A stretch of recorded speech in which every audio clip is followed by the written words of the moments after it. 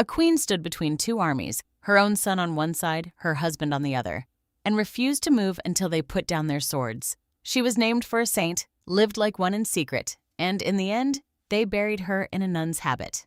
This is Elizabeth of Portugal, the peacemaker queen, and her story is stranger and more costly than the legend. Elizabeth was born in 1271 in Zaragoza, in the Kingdom of Aragon, present-day Spain. The exact day of her birth is not recorded in the primary sources, but her arrival into one of Europe's most powerful royal families was unmistakable. Her grandfather was King James I of Aragon, a giant of the medieval world, and the woman she was named after, her great-aunt, was Elizabeth of Hungary, already celebrated across Europe as a saint of the poor. That name carried weight. From childhood, she seemed to take it seriously, praying the daily canonical hours, the structured prayer rhythm of the church, with a discipline unusual even for royal children raised in the faith. At 12 years old, she was betrothed to King Dinis of Portugal. The marriage was political, an alliance between crowns, but Elizabeth was not simply a piece on a chessboard. She arrived in Portugal and became its queen, a foreign girl in a new kingdom, learning its language and its people. Carrying her faith with her like a lamp, she refused to let go out. Elizabeth had no dramatic conversion. She was not a sinner turned saint in a single blinding moment. Her interior life grew quietly, over decades, behind palace walls. The details of her private spiritual practices reach us primarily through hagiographic tradition, accounts written to honor, not merely to record. But the outward evidence they point to is consistent. A woman whose faith was not ceremonial. Marriage to Denis was not easy ground for holiness. He was an able king, and a man who kept mistresses openly, fathering illegitimate children he expected Elizabeth to help raise. She did. What the Chronicles record, without elaboration, is that she bore this without public bitterness and went on building hospitals, shelters, monasteries. Her faith did not simmer into resentment. It expanded into action. The record of what Elizabeth actually built is concrete. In Coimbra, the city that became the center of her public life, she founded a monastery of the Poor Clares, the Order of St. Clare, the Franciscan sisters. She founded a hospital there, a place where the sick poor could receive care rather than simply waiting to die. And she established a house for women with nowhere else to go, a shelter and a refuge. But her most dramatic work was not stone and mortar, it was peace.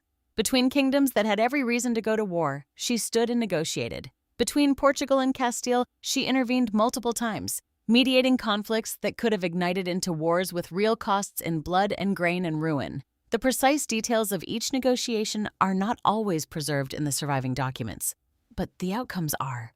The crisis closest to her heart involved her own family. Her son, Prince Afonso, rose in rebellion against his father, King Dinis. The two sides drew up for battle. Elizabeth rode out between them, alone, on horseback, placing herself physically between her husband's army and her son's. It was not a gesture. It was a demand. They stood down. The battle never happened.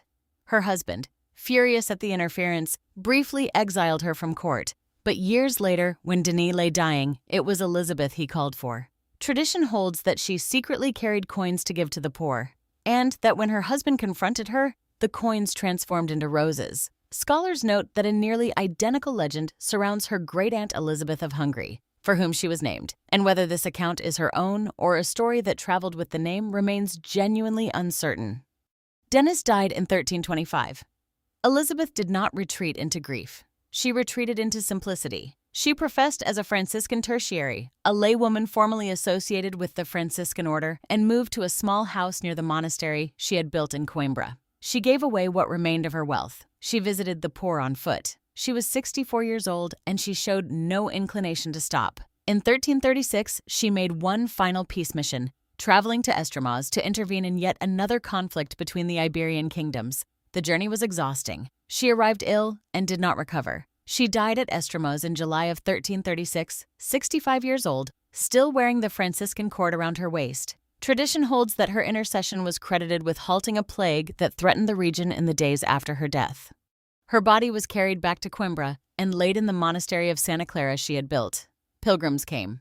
Tradition holds that healings were reported at her tomb, accounts that contributed to the formal church process that would follow. She was beatified in 1516, and in 1625, nearly 3 centuries after her death, Pope Urban VIII formally canonized her, declaring her a saint of the Universal Church. The Church named her Patron of Portugal, of peacemakers, of queens, of widows, and of Franciscan tertiaries, a list that, taken together, is almost a biography.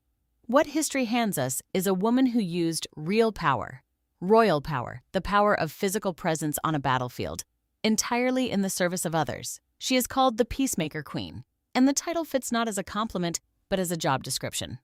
Her feast day is July 4th. If this story stayed with you, leave a comment below and subscribe so you don't miss the next feast day on the calendar.